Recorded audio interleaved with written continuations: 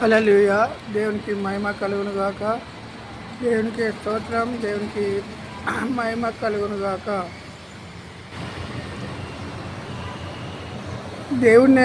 దేవునికే ఘనత రావాలి. సృష్టించిన సృష్టికర్తకే మహిమ రావాలి.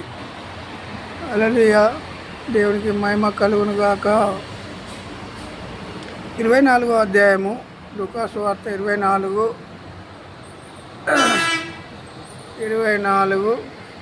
మొదటి వచనం నుండి. ఆదివారమున తెల్లవారుచుండగా ఆ స్త్రీలు తాము సిద్ధపరిచిన సుగంధ ద్రవ్యములను తీసుకొని సమాధి యొద్దకు వచ్చి సమాధి ముందర ఉండిన రాయి దొర్లింపబడి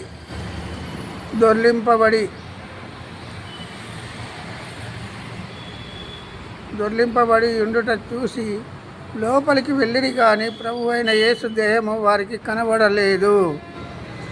ఏం కనబడలేదు? వాళ్ళకు దేహము కనబడలే. వారికి యేసు ప్రభు తిరిగి లేచాడనేది వాళ్ళు మర్చిపోయారు. సమాధి ముందర ఉండిన రాయి దొర్లబడి ఉండుట చూసి లోపలికి వెళ్ళిరి, కానీ ప్రభు అయిన యేసు దేహము వారికి కనబడలేదు. ఇందును గూర్చి వారికి ఏమీ తోచక ఉండగా ప్రకాశమానమైన వస్త్రములు ధరించిన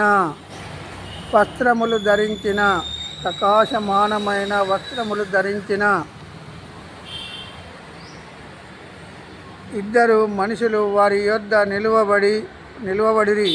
వారు భయపడకుడి,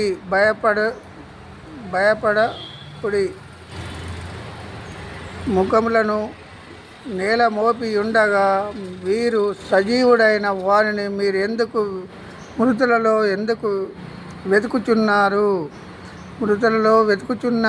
ఆయన ఇక్కడ లేడు. ఎక్కడ లేడు? సమాధిలో లేడు. యేసుక్రీస్తు ప్రభు ఇక్కడ లేడు. ఆయన లేచి ఉన్నాడు.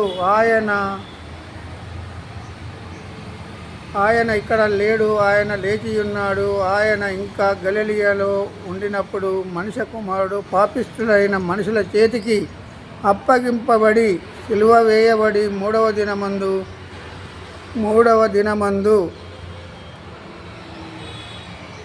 లేవవలసి ఉన్నదని ఆయన మీతో చెప్పిన మాట జ్ఞాపకము చేసుకునుడని వారితో అన్నారు. ఇద్దరు స్త్రీలు వెతకడానికి ముందుగా వెళ్ళిపోయారు. సమాధిని వెతకడానికి పోయిన తర్వాత ఏమైంది? అక్కడ ఆదివారం తెల్లవారుచుండగా ఆ స్త్రీలు తాము సిద్ధపరిచిన సుగంధ ద్రవ్యములను తీసుకొని సమాధి యొద్దకు వచ్చి సమాధి ముందర ఉండిన రాయి దొర్లింపబడి ఉండుట చూసి లోపలికి వెళ్ళిరి, కానీ ప్రభు అయిన యేసు దేహము వారికి కనబడలేదు.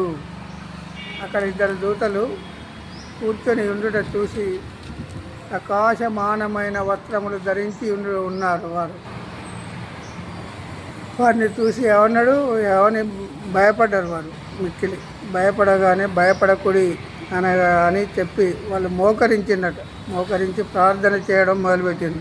ఆ ఇద్దరు స్త్రీలు ఉండగా, సజీవుడైన వారిని మీరు ఎందుకు మృతులలో వెతుకుచున్నారు? ఎవరు సజీవులు? యేసుక్రీస్తు ప్రభు సజీవుడు. ఇప్పుడు మృత్యువును మరణం ముళ్ళు విరిచిన దేవుడు యేసుక్రీస్తు ప్రభు మాత్రమే.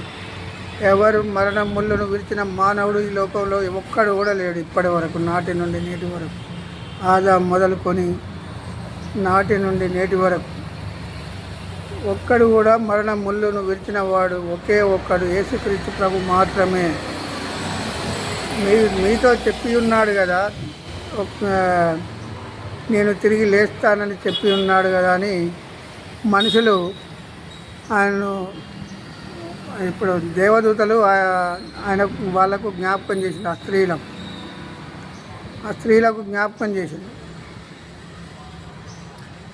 చేసినప్పుడు అప్పుడు వారు జ్ఞాపకం చేసుకొని తిరిగి మళ్ళీ సిలువ వేయబడిన 3వ దినమందు లేవవలసి ఉన్నదని ఆయన మీతో చెప్పిన మాట జ్ఞాపకము చేసుకోండి వారితో అనిరి. అప్పుడు వారు ఆయన మాటలు జ్ఞాపకము చేసుకొని సమాధి యొద్ద నుండి తిరిగి వెళ్ళి ఈ సంగతులన్నీ 11 శిష్యులకును తక్కిన వారికందరికీ తెలియజేసిరి. ఎవరు మొదటగా వెతికిండు? స్త్రీలు వెతికారు. స్త్రీలు వెతికి ఏం చేశారు? దేవుని కృపను బట్టి.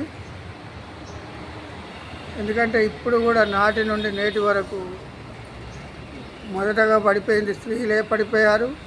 వెతుకుట్లో ముందుగా వెతికింది ఎవరంటే స్త్రీలే వెతికారు. పడిపోయింది స్త్రీయే.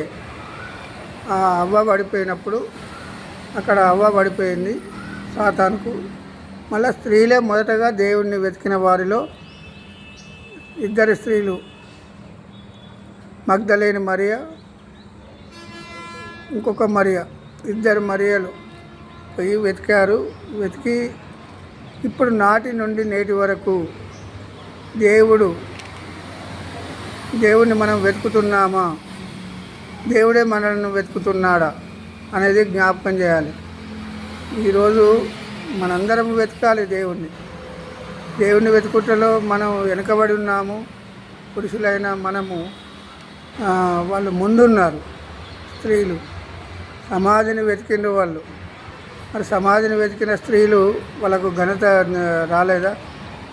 వారికి ఘనత లేదా? ఉన్నది. కానీ ఇప్పుడు గ్రహించుటలో మనం వెనుకబడి ఉన్నాము. దేవుని వాక్యము గ్రహించుటలో వెనుకబడి ఉన్నారు.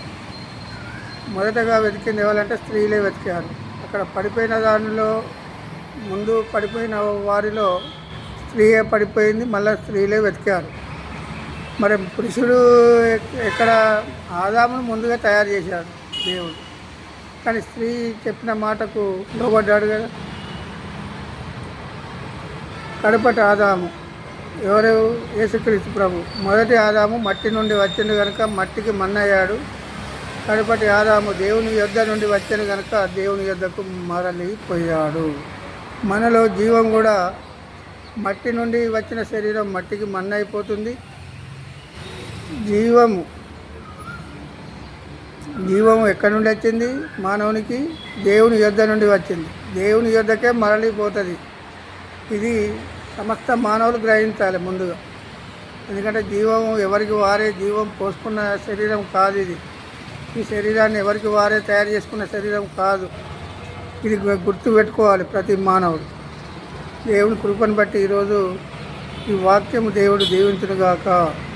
ఎందుకంటే ఈ వాక్యంలో మనం తెలుసుకున్న సత్యం ఏంటంటే యేసుక్రీస్తు ప్రభు నిజమైన దేవుడు. ఆయన తిరిగి లేచాడు, మృత్యువును జయించాడు. జయించిన దాన్ని మనం ఈరోజు ధ్యానం చేశాం. ఈరోజు ఏ రోజు?